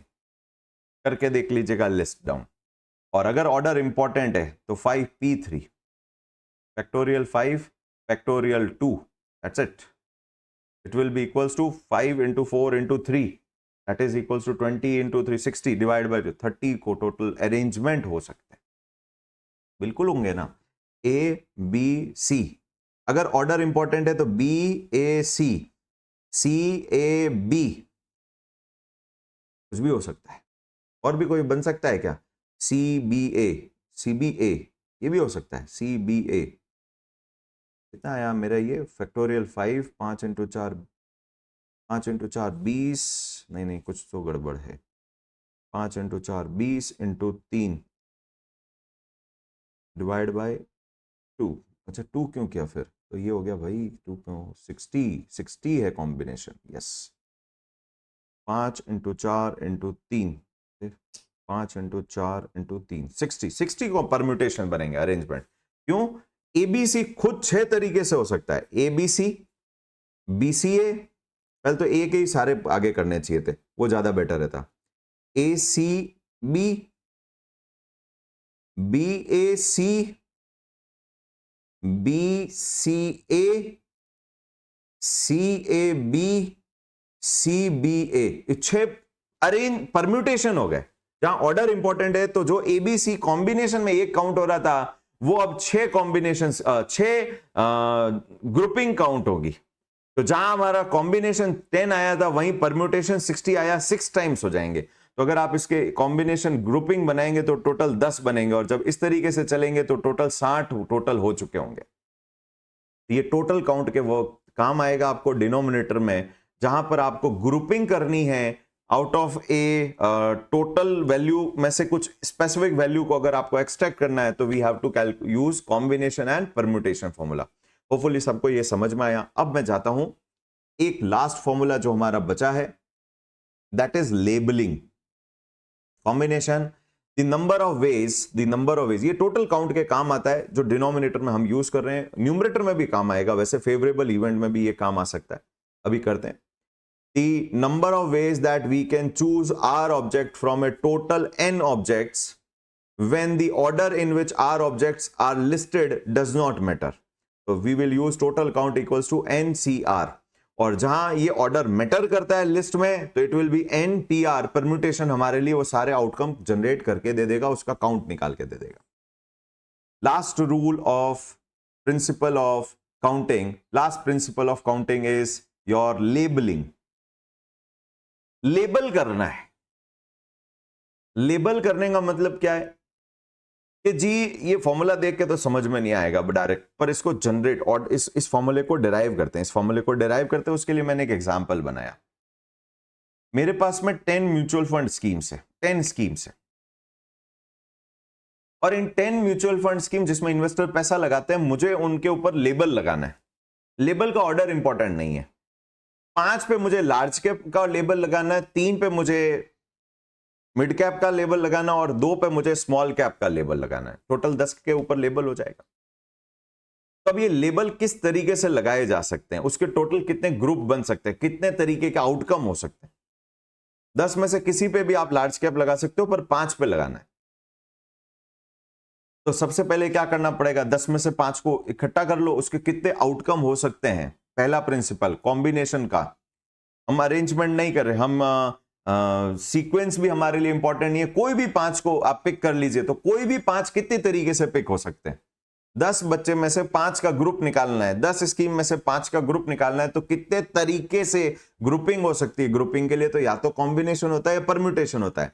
तो ये 5 का क्या A B C D E B C D A, क्या ऐसा क्या ऑर्डर इंपॉर्टेंट है? नहीं, जो भी 5 सेलेक्ट होंगे सब पे एक ही लेबल लगना है, तो we are going to use combination.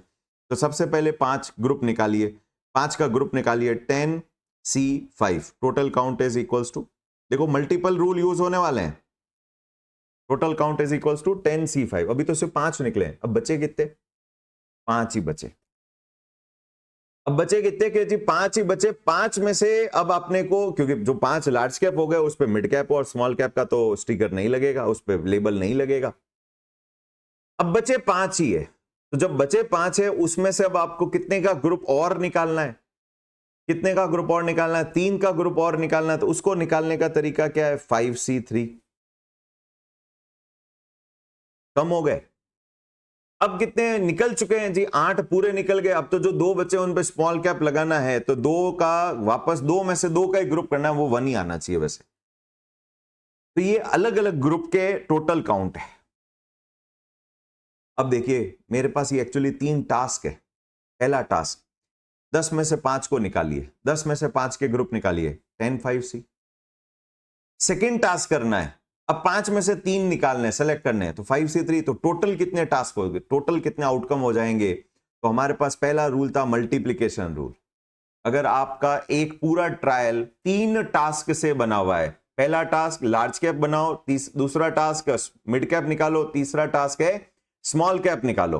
पहले टास्क को करने के तरीके 10P5, दूसरे टास्क को करने के तरीके 3C5 not P 10C5, 5C3, और थर्ड टास्क को करने के तरीके 2C2।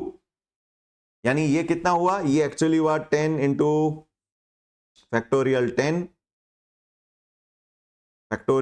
Upon factorial 5 upon 10 minus 5 is again 5। ये क्या? 5 3 2 factorial 2 factorial 2 factorial 0 is equals to 1। हाँ, ये ध्यान रखिएगा, it's not 0, anything multiplied by 0 0 हो जाएगा। दिस इज इक्वल्स टू कितना आया ये? वैसे इसमें हमारे पास में परम्यूटेशन कॉम्बिनेशन का क्या देखें, इसमें परम्यूटेशन कॉम्बिनेशन होता है क्या? साइन कॉस परम्यूटेशन कॉम्बिनेशन, तो मुझे साइन कॉस 10 दिख रहा है, फैक्टोरियल x दिख रहा है। मल्टीप्लिकेशन साइन के ऊपर आपको एक फैक्टोरियल का साइन जरूर दिख रहा है। साइंटिफिक कैलकुलेटर में परम्यूटेशन कॉम्बिनेशन भी होता है। हम तो डायरेक्ट ही सॉल्व करते हैं जी, क्यों दिमाग लगाएं। तो फैक्टोरियल 10 अपॉन फैक्टोरियल 5, तो 10 into 9 into 8 into 7 into 6 divide by, एक फैक्टोरियल 5 तो कैंसिल हो जाएगा, divide by 5 divide by 4 divide by 3 divide by 2 equals to 252 तरीके हैं। 252 तरीके हैं 10 में से 5 का ग्रुप निकालना। 5 इंटू 4 डिवाइड बाय 2 10 तरीके हैं। बचे हुए 5 में से 3 का ग्रुप निकालना, और एक तरीका है लास्ट के 2 में से 2 का ग्रुप बनाना, और कोई तरीका ही नहीं है। तो ओवरऑल कितने तरीके हो जाएंगे आपके एक लेबल करने के? ओवरऑल तरीके हो गए जी 2520 वेज कि आप 10 में से किसी 5 को लार्ज कैप, किसी 3 को मिड कैप, किसी भी 2 को स्मॉल कैप का कॉम्बिनेशन बना सकते हैं। There are 2520 ways, n1 multiplied by n2 multiplied by n3, multiplication rule लगा। पर इतना ज्यादा कॉम्प्लेक्स करने की जगह जनरली ये लोग क्या करते हैं, 2 रूल लग गए ना, कॉम्बिनेशन भी लग गया और मल्टीप्लिकेशन रूल भी लग गया। पर इसमें अगर आप देखोगे तो एक तो ये कैंसिल हो जाता है, एक ये कैंसिल हो जाता है, अल्टीमेटली बचता क्या है? Factorial 10, factorial 5, factorial 3 and factorial 2. This is the ultimate final answer.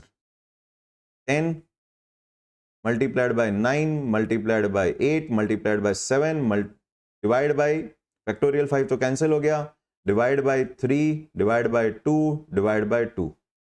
कुछ गलत कर गए क्या? 10 multiplied by 9 multiplied by 8 multiplied by 7 multiplied by 6 divide by 3 divide by 2 divide by 2. 2520. This is the right answer. 2520. अगर आपने देखा तो ये एक नया फॉर्मूला बन गया. आपको जितने में से टोटल 10 स्कीम में से लेबल लगाने थे तो फैक्टोरियल n डिवाइड बाय पहले लेबल का काउंट n1, दूसरे लेबल का काउंट n2 का फैक्टोरियल और तीसरे लेबल का काउंट n3 का factorial subject to the condition n1 plus n2 plus n3 should be equals to n. तीनों का टोटल वापस टोटल से मैच होना चाहिए, टोटल काउंट से मैच होना चाहिए. तो आप ये डायरेक्ट फॉर्मूला लगा सकते हैं. तो this is the labelling formula. तो अब अपने को सिचुएशन देख के बहुत एनालाइज करना पड़ता है कि इनमें से 5 में से कौन से रूल लग रहे हैं. वहां प्रैक्टिस की जरूरत पड़ती है. रूल तो समझ में आ जाता है पर वो रूल लगाना कहां है वो प्रैक्टिस से आता है. तो इसके लिए आपको प्री रिक्विजिट्स में क्वेश्चन दिए, आप वो जरूर प्रैक्टिस करिए. To give any object in a group a label to place it in a category will be equals to factorial n upon factorial n1, n2, n3 and last nk subject to the condition that n1 plus n2 plus so on plus nk should be equals to overall n.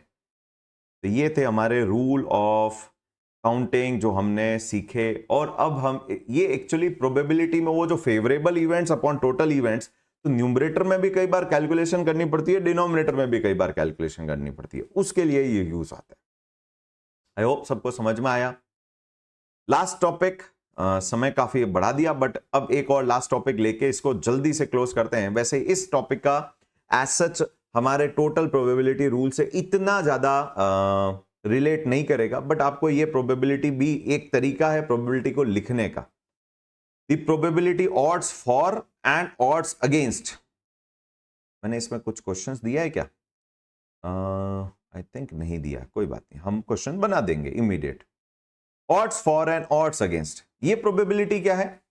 यहां पर ये favourable events upon total events नहीं लिखते. जब वो बोलते हैं probability for odds for an events, odd for an event, odds for an event is not probability, it is actually favorable event, favorable number of events divided by not total event. total event होता तो probability होती. it is unfavorable. ये मान के चलते हैं there is only two options, two outcome. binomial distribution में ये लगेगा, या तो सक्सेस होगी या फेल होगा, that's it. तीसरा कोई एक्टिविटी नहीं या आउटकम नहीं आना चाहिए. Unfavourable number of events. तो यहां पर अगर मैं बोलता हूं 1 on 4, that is not probability, that is odds for an event. 1 on 4 का मतलब है 1 and 4 सक्सेस के एक चांस है, 4 फेलियर के चांस है. तो टोटल चांस कितने हुए? 5 हो गए. एक बार फेल होता है, एक बार सक्सेस होता है, 4 बार फेल होता है, तो टोटल हो गए 5 इवेंट. 5 में से 1, 5 में से 4. तो what is the probability of an event? तो probability of happening of event will be equals to, वो होता है favourable number of events upon total number of events. total number of events ये होती है प्रोबेबिलिटी का फॉर्मूला. अब हमें क्या आना चाहिए? odds for an event के फ्रैक्शन से प्रोबेबिलिटी कैलकुलेट करना आना चाहिए, या प्रोबेबिलिटी से odds कैलकुलेट करना आना चाहिए. अच्छा, एक और odds होता है, what is that? That is odds against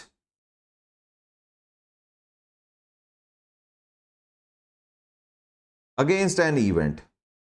ये क्या होगा? इसका reciprocal, unfavourable number of events upon favourable number of events,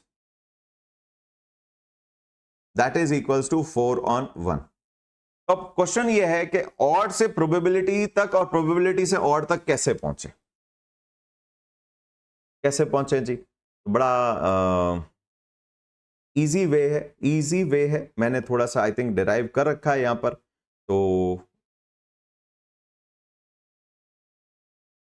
odds for कैसे करेंगे? It is favorable plus unfavorable is your total. Favorable plus unfavorable is your total.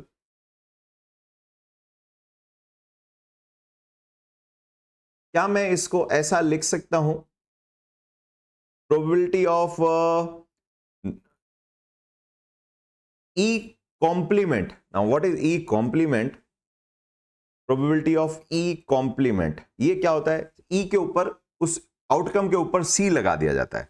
C का मतलब है कि E, probability of E is probability of happening of E. तो E complement is probability of not happening of E. Exact उसका reverse case. तो it is equals to unfavourable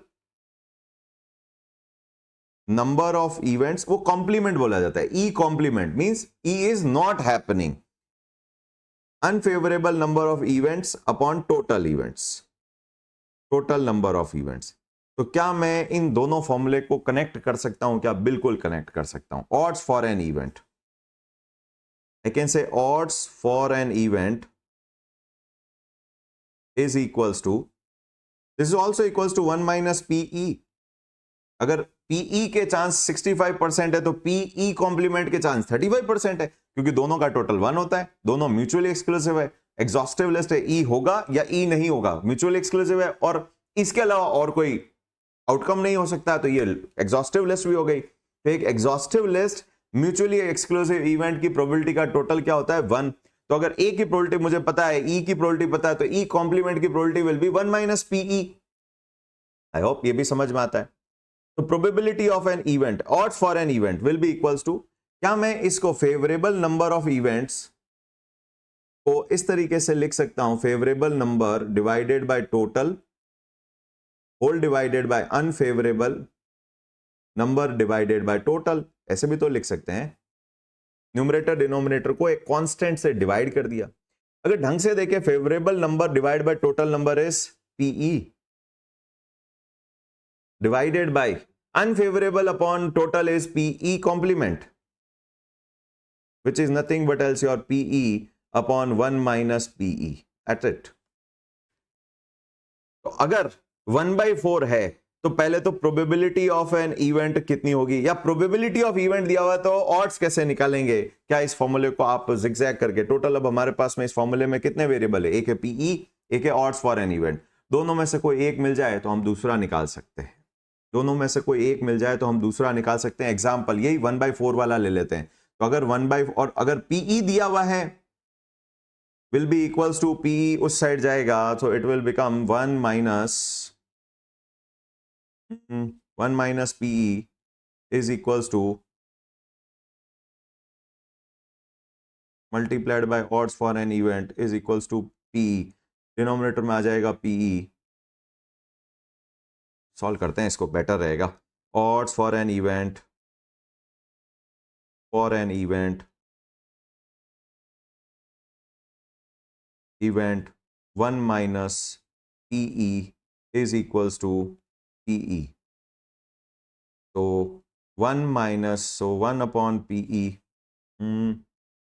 PE is equals to, I can say what I do, it's equals to odds for an event, minus odds for an event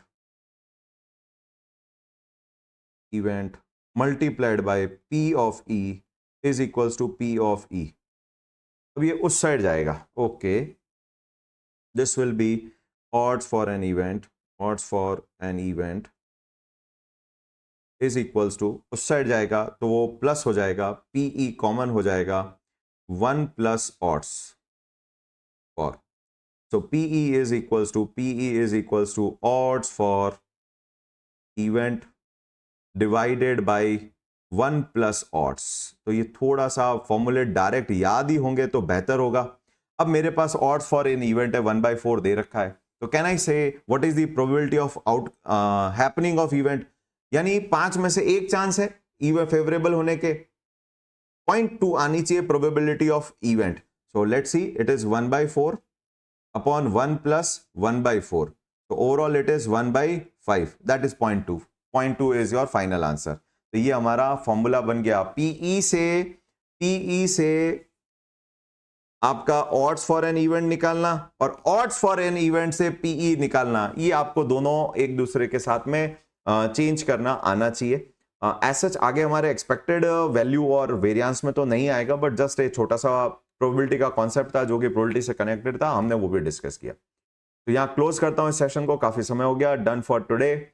next session में हम लेंगे probability से rule related बहुत important rule, multiplication rule, addition rule, और समय होगा तो total probability rule, जो कि एक्चुअली हमारे पोर्टफोलियो मैनेजमेंट में काम आने वाला है. तो वहां तक पहुंचने के लिए ये सेशन बहुत इंपॉर्टेंट था, ताकि आपको प्रोबेबिलिटी कैलकुलेट करना तो एटलीस्ट आए, परम्यूटेशन कॉम्बिनेशन क्या होता है वो समझ में आए, प्रोबेबिलिटी कितने तरीके की होती है, क्या वर्ड यूज होता है, आउटकम क्या होता है, इवेंट क्या होता है, वो सब कुछ आना चाहिए था. तो क्लोज करता हूं इस सेशन को. Done for today. Thank you so much. Good day. Take care.